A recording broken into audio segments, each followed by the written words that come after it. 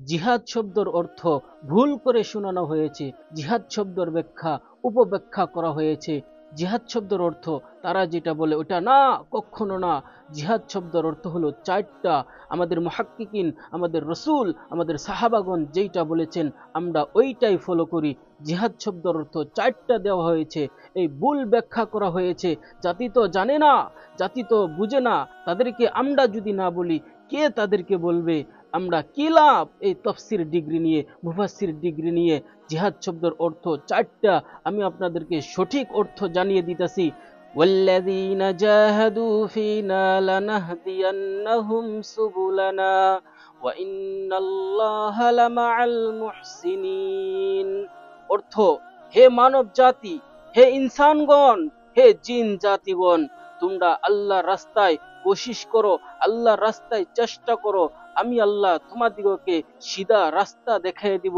নিশ্চয় আল্লাহ মুহসিন অর্থাৎ যারা ইহসান করে, যারা সঠিক রাস্তায় চলে, যারা মানুষকে হেল্প করে তাদের সাথে আছেন।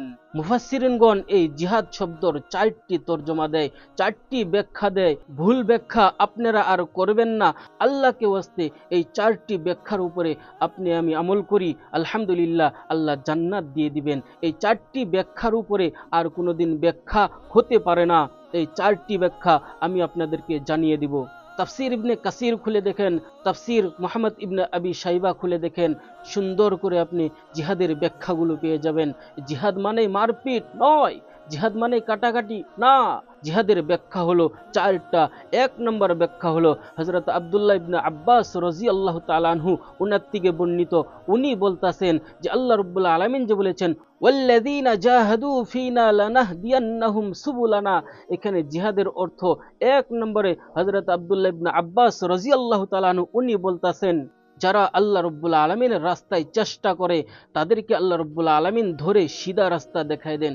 অর্থাৎ আমাদের শিশু সন্তান যে রয়েছে, ছোট ছোট ছেলে মেয়ে যে তারা যে সময় হাঁটা শেখার জন্য আগ্রহিত হয়, এক কাইক দুই কাইক দেওয়ার পরে পড়ে যায়, আমরা মা বাপে ওই সন্তানকে ধরে আমরা হাতে ধরে হাঁটা শিখাই, হাতে ধরে আগে নিয়ে যাই।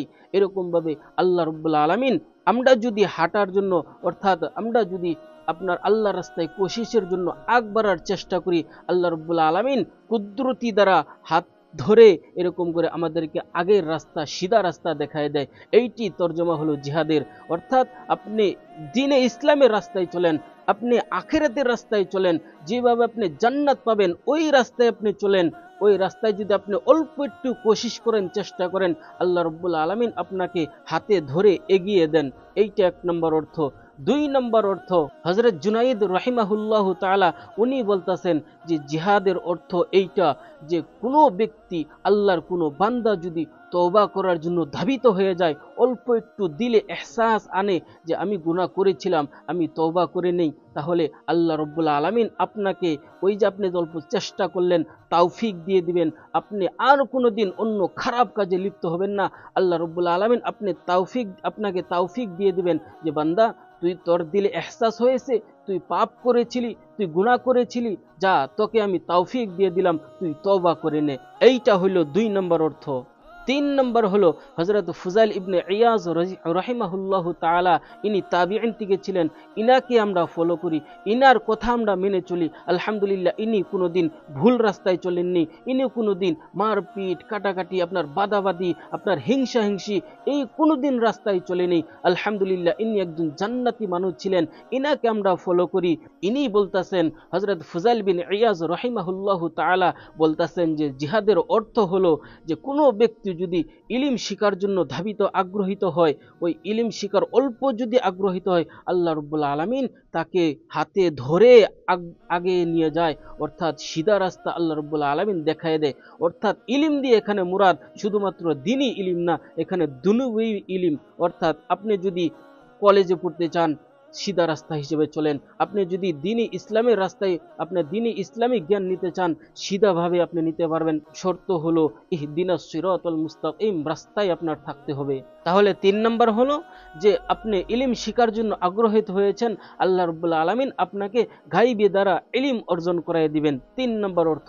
4 নম্বর অর্থ আমরা শোনার আগে আগে এই মেসালটি শুনি যে সবাই বলে আমরা শ্রেষ্ঠ, আমরা শ্রেষ্ঠ।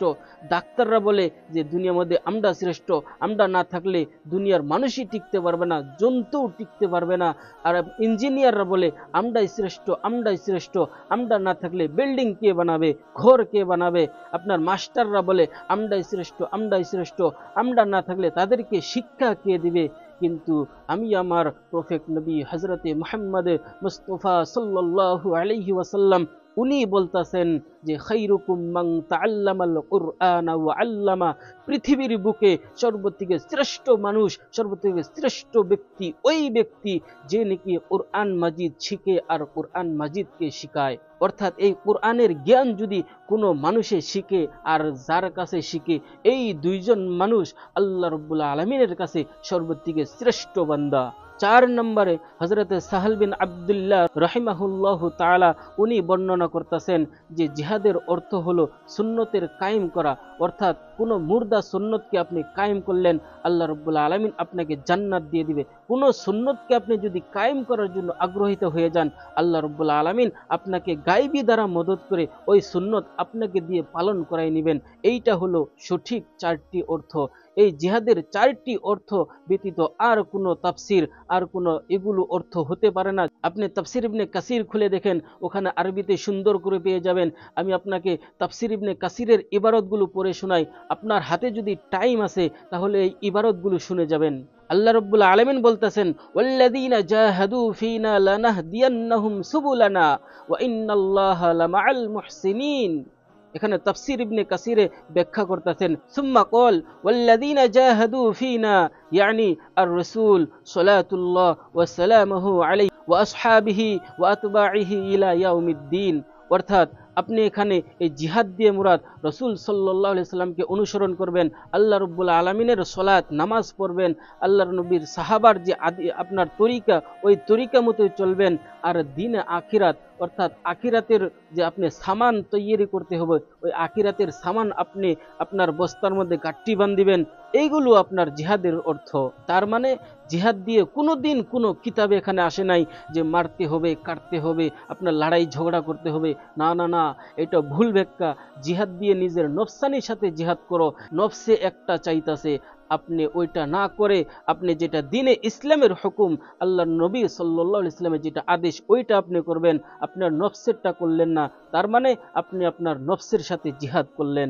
আগে তাফসির ইবনে কাসিরে উনি লিখতেছেন, ক্বালা ইবনে আবি হাতিম ওয়া বিহি ক্বালা হাদাসানা আবি হাদাসানা আহমদ ইবনে আবিল হাওয়ারি হাদাসানা আব্বাস আল হামদানি أبو أحمد من أهل عكا في قول الله والذين جاهدوا فينا لنهدينهم سبلنا وإن الله لمع المحسنين قال الذين يعملون بما يعملون يهديهم لما لا يعلمون قال أحمد بن أبي الحواري إلى آخره العبارة قال عيسى ابن مريم عليه السلام إنما الإحسان أن تحسن إلى من أسماء إليك ليس الإحسان أن تحسن إلى من أحسن إليه حديث جبرائيل. وفي حديث جبرائيل لما سأل رسول الله صلى الله عليه وسلم عن الإحسان قال أخبرني عن الإحسان قال أن تعبد الله كأنك تراه فإن لم تكن تراه فإنه يراك.